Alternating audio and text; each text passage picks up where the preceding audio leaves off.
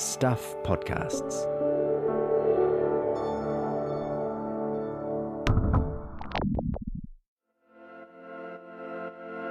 Hi, I'm Michael Wright and welcome to The Long Read from Stuff.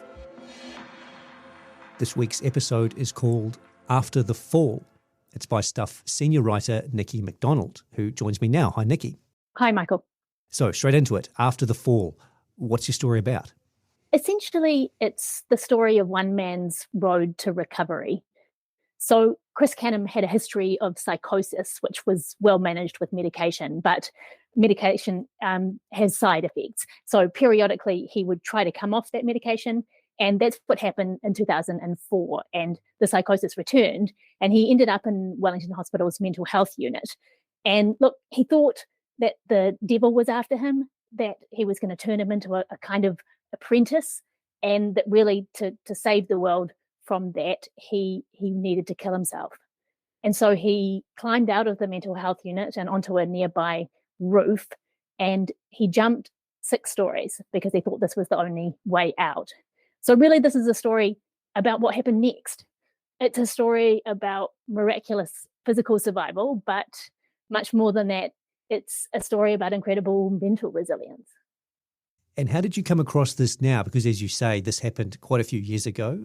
That tragic suicide attempt was covered in media at the time. How did you rediscover it or revisit it like this? It was. So obviously at the time it was a big deal, and it was covered as a news event, both the incident at the time and the subsequent investigation, and they cut down the tree that was used. And one of those stories had my name on it. I was the health reporter at the time. And Chris, it turned out, had kept that story. And when he read another story that I wrote about mental health earlier this year, he contacted me and said, hey, look, would you be interested in telling my story? I didn't know that. That's so cool. Yeah, it's an amazing story. So Chris, as we'll hear, he's very open in this story about what's happened to him and about his mental health struggles over the years. You've written a few stories on this sort of thing before with mental health. Is there a line for you with how you treat someone who's as open as he is? Do you check what you do, edit what you do? Do you decide there are things you shouldn't include? How do you approach it? Yeah, well, obviously mental health is an incredibly sensitive subject, so we're always very careful about how we report that. But there is also good evidence that it can be useful for people who are experiencing similar struggles to hear about people overcoming their own mental health battles. So, I think that both Chris and I wanted the story to be hopeful, but at the same time, you're very aware of not glossing over what have been very real battles for him. So it was really just trying to find a balance between those two things. And obviously, it is an incredibly brave thing for someone like Chris to put their story out there in so much personal detail. So I guess my biggest concern is always just trying to treat that story with the care and respect that it deserves. Well, I think you've done that and then some, so let's hear it. Thanks, Nikki. Here is me. And again, a warning, the story contains references to suicide and mental health issues. Reading After the Fall. Chris Canham inched to the roof's edge and looked over. 6 stories dropped away to tarmac. This'll do it, he thought. He'd been admitted to Wellington Hospital's mental health unit the previous day, a Friday. Kind nurses from the mental health service at Porirua Pemba House had driven him there in their own car. He'd recently stopped taking his medication again. He had been stable for 10 years and was feeling pretty good. Maybe he'd grown out of it, he thought. He was sure he'd recognise the signs if they returned, but the psychosis didn't knock before entering. When they admitted him, he saw the chair in his room and knew immediately what it was for. That was where the devil would sit. Canham wasn't depressed. He didn't hate his life. That wasn't why he shimmied up the tree in the mental health unit yard and climbed up to the nearby building's roof. He believed the devil was going to turn him into his apprentice. some kind of antichrist. He's waiting for me, Canham thought. I've finally blown it now. Big time. There seemed only one way out: to kill himself. A mental health nurse saw him escape and begged him to come down from the roof. But the nurse's pleas were no match for the conviction that this was what was needed to save humankind. So he jumped. Nothing in Canham's early childhood pointed to mental health problems. Born in 1965, his earliest memory was watching the 1969 moon landing on the family's old black and white TV. The middle child of 3, growing up in a loving family in Hamilton, Canham was a happy kid living in an innocent time. They'd go camping at Mount Maunganui and watch the dolphins at Marineland. His dad Nigel was a draftsman for Lands and Survey and loved the outdoors. They would tramp in the local hills, and for a week in August, they'd stay in a tramping club hut at Mount Ruapehu and go skiing. Canham was into athletics and football and got his yellow belt in judo. He liked animals and read a lot, writers like Born Free author Joy Adamson. He reckoned he might go to Africa and work with big game. But at 13, the family moved south to Wellington. Canham never really settled at Aotea College. In sixth form, his school marks tailed off, and he became depressed.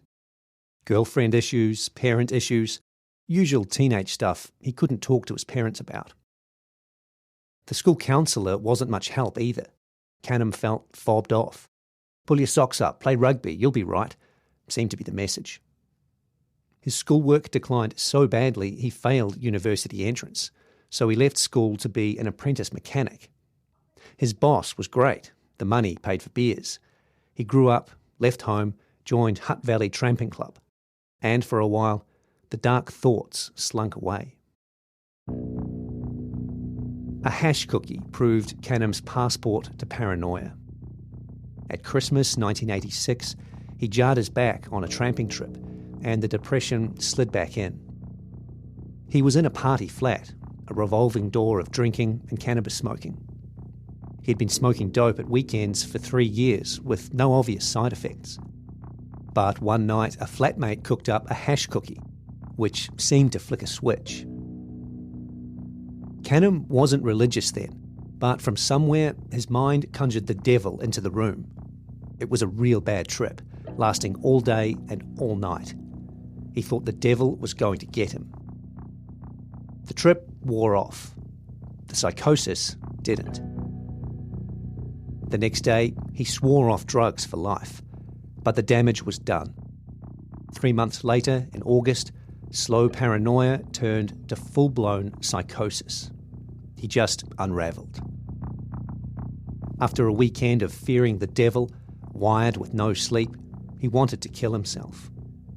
Instead, he turned up to his mechanic's apprentice job at the Hutt Valley Energy Board.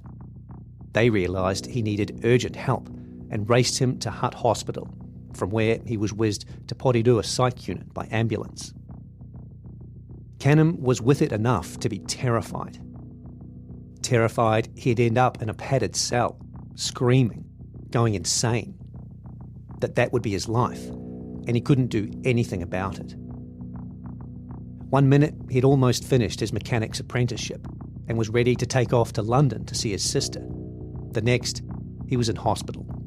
He was 22. Just one hash cookie, Canham says now. That started everything.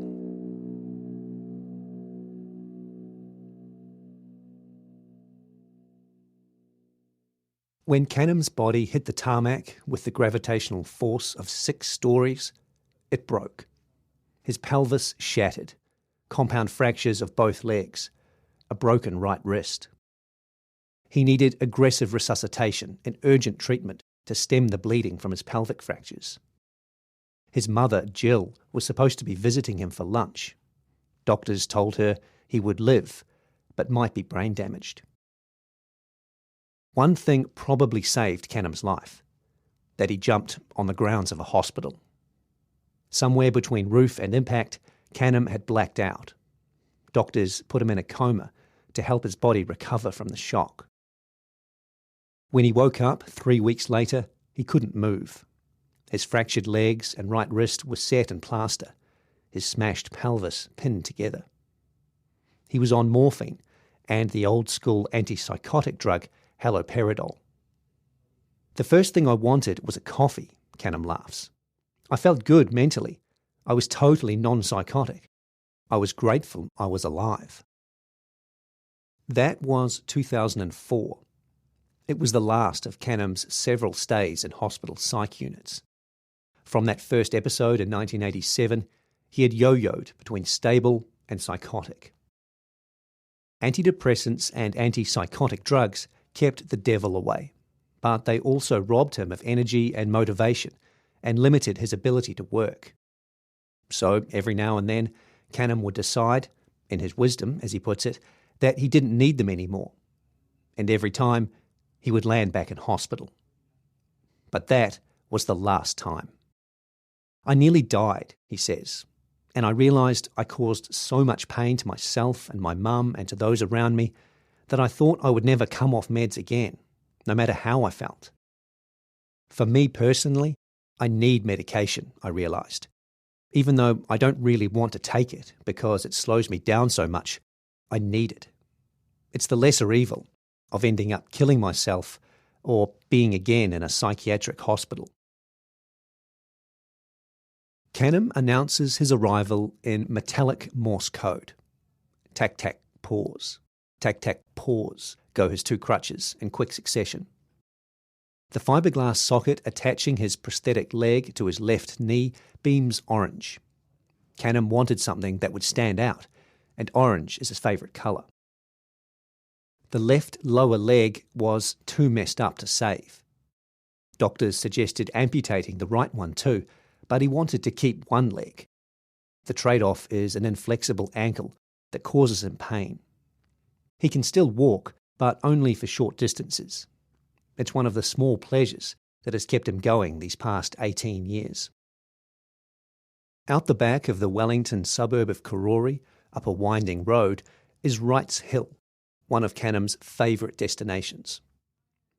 Dressed in shorts and a Swazi fleece vest, a tuft of greying hair curling up from under his beanie, and a wiry bristle of beard and moustache, Canham looks a little bit wild man.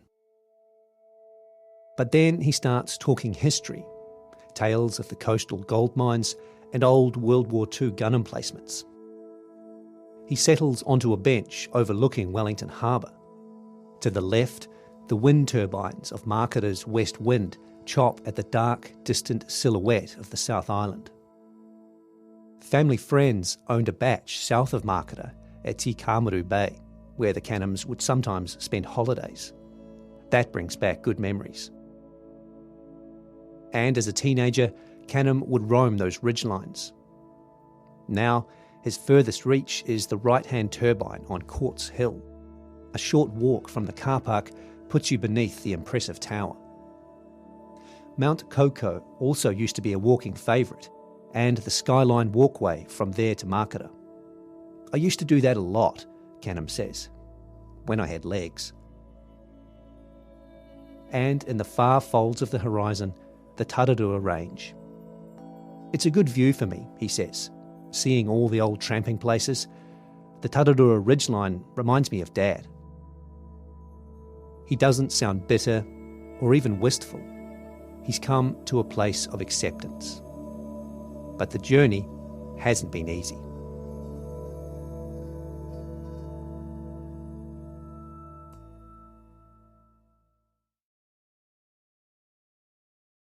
Pinned and plaster-bound on that hospital bed, Chris Canham didn't really understand the extent of his injuries. He was visited, fussed over, and served tubs of ice cream. When he tired of hospital food, he ordered Pizza Hut from down the road. It wasn't until he returned to his flat at Christmas 2004, after 4 months in hospital and another 3 at his mother's place, that the reality of what he'd lost sunk in. My colostomy bag was causing me issues, he says. About 3 times a week, it would just come off, and I'd be covered in crap. That was the worst. And I suddenly realised what kept me going in the past, going hiking and tramping, doing something physical that kept my spirits up. I couldn't really do that anymore. And yeah, I just got really in a black dog depression. It was so bad, I really thought I would kill myself. Not because I was psychotic, but because I wasn't going to live like this. I'd rather be dead. Canham isn't angry at the mental health unit for failing to keep him safe, even though staff had raised concerns about the tree in the yard, which has since been cut down. While the mental health service messed up on that occasion, they saved his life on many others.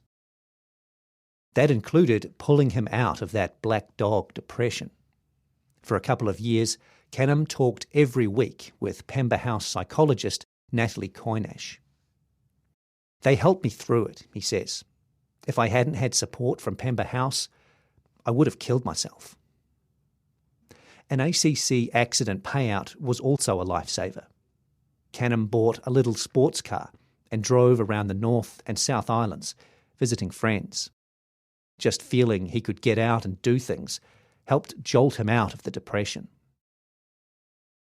Canham has been diagnosed with schizoaffective disorder, a combination of long-term depression and psychosis.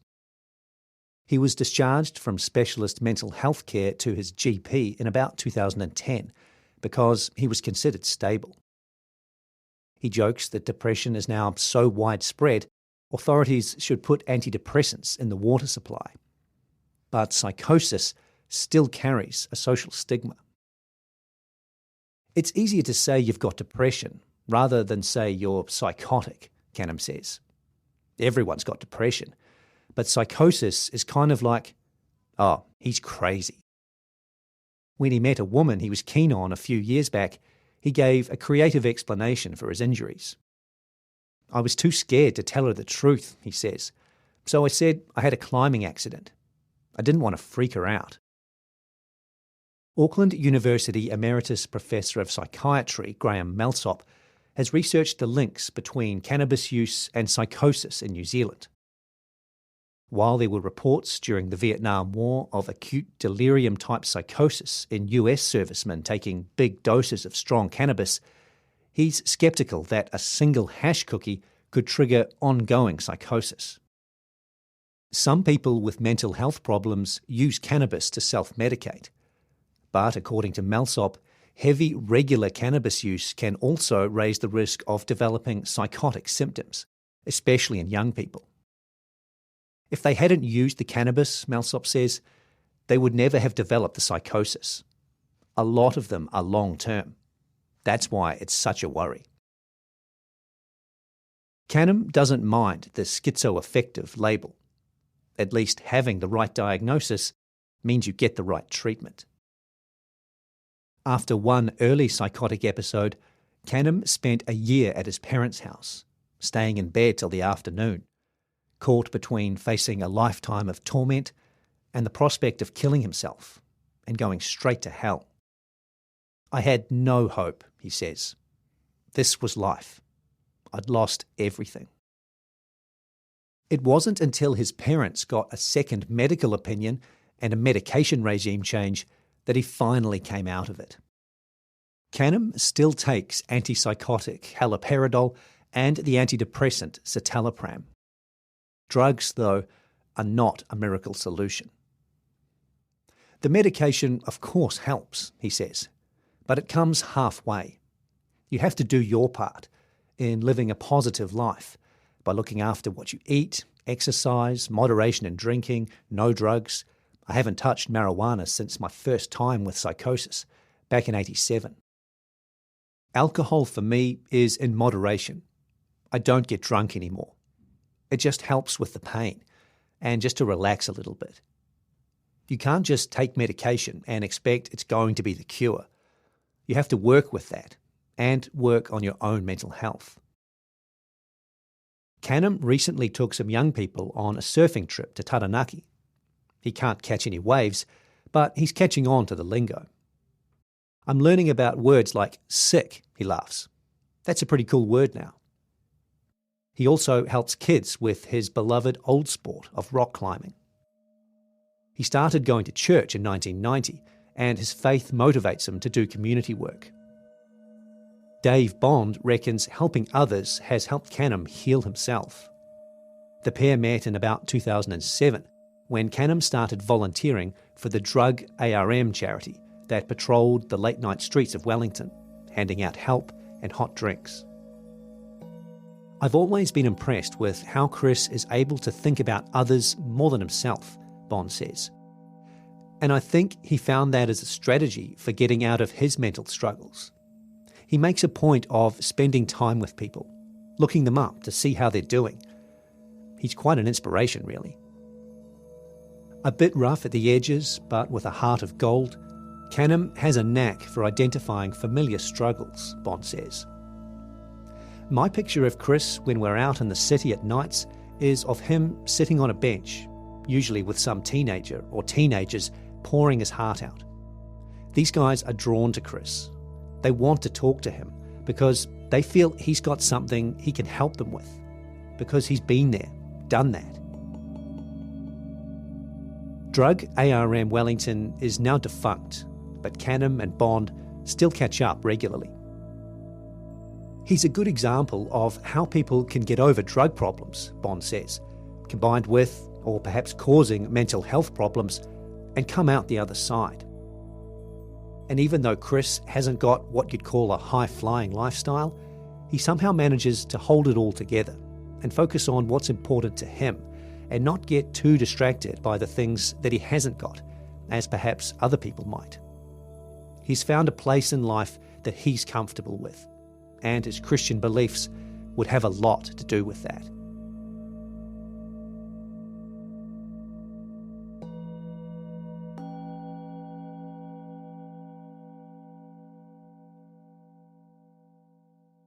While Canham likes to help others, it's clear a succession of others helping him, from medics to mates, has been critical to keeping him afloat.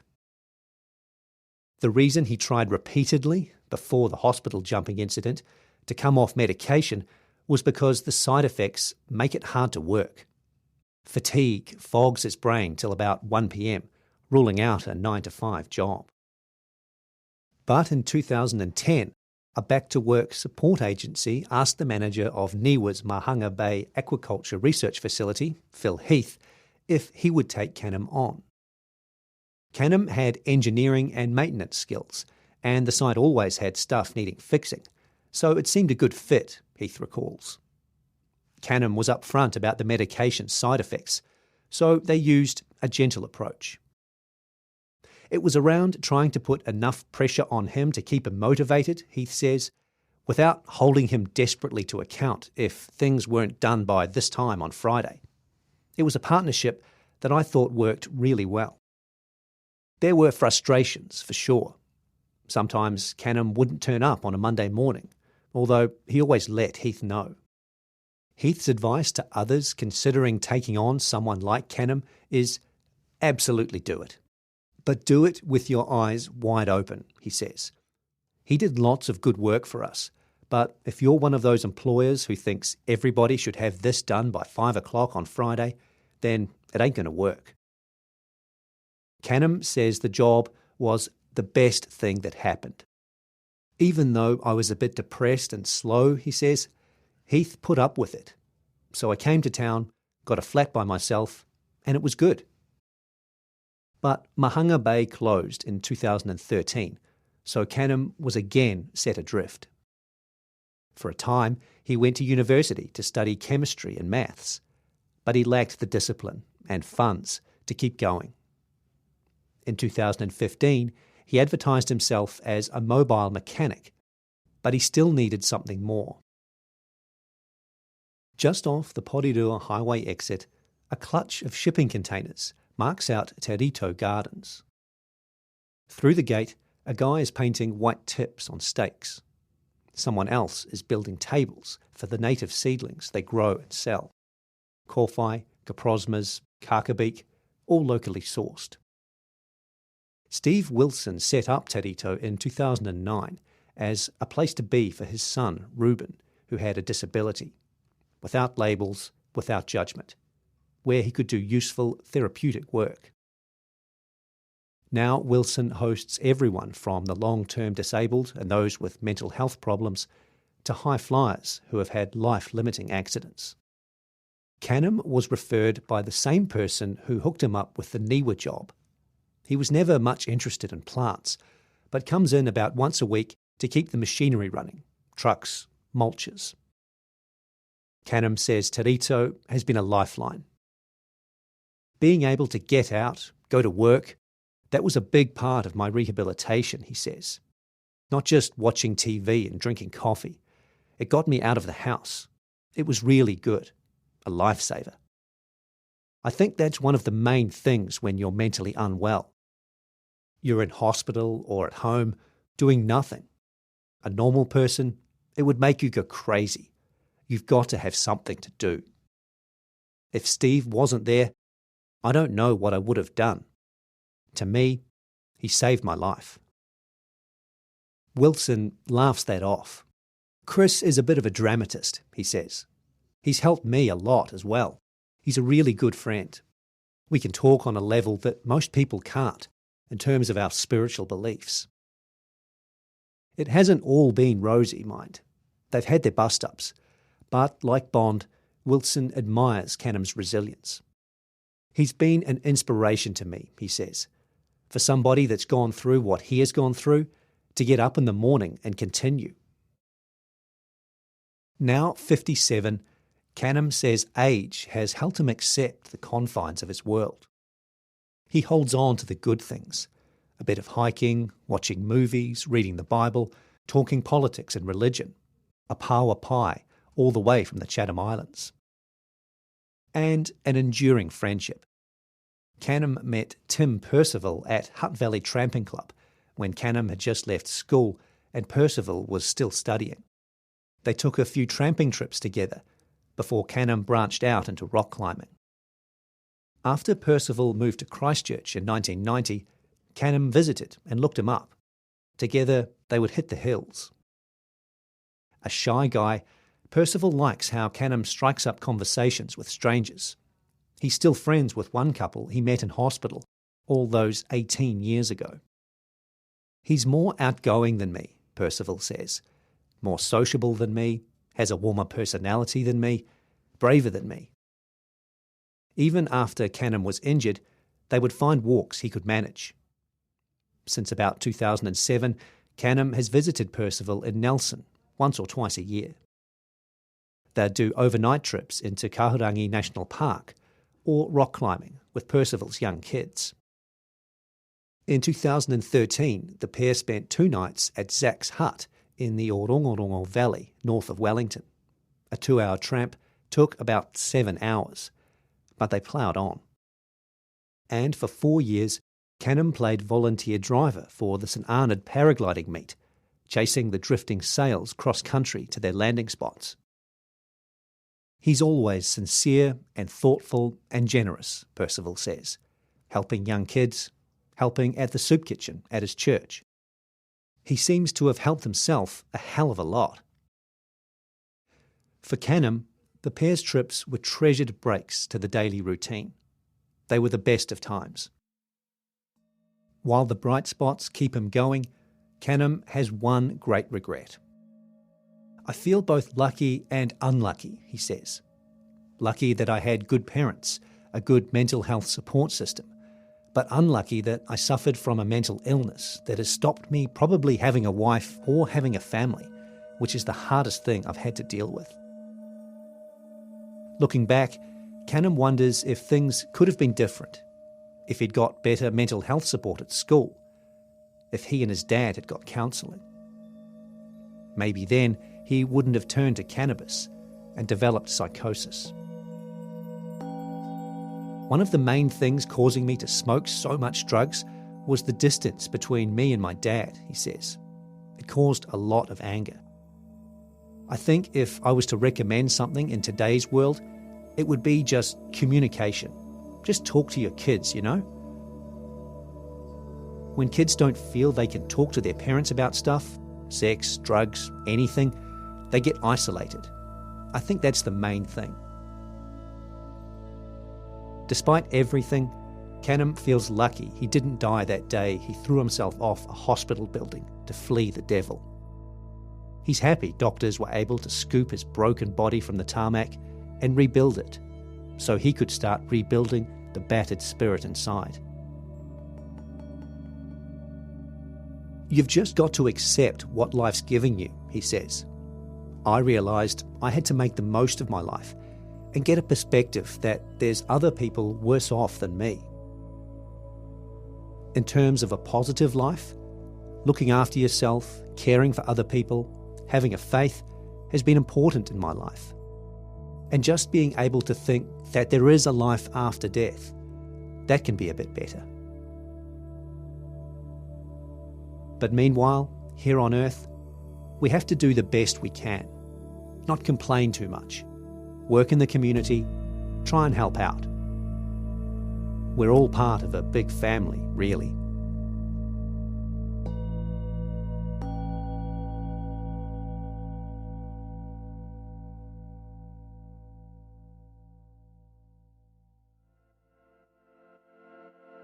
That was After the Fall on The Long Read from Stuff, written by Nikki MacDonald and read and produced by me, Michael Wright. This episode was edited by Connor Scott. If you're listening via the Stuff website, you can hear this story and many more like it on the Long Read podcast, available on all the usual podcast apps. If you liked what you heard, please give us a 5-star rating and a review. It helps other listeners find us. Thanks for listening.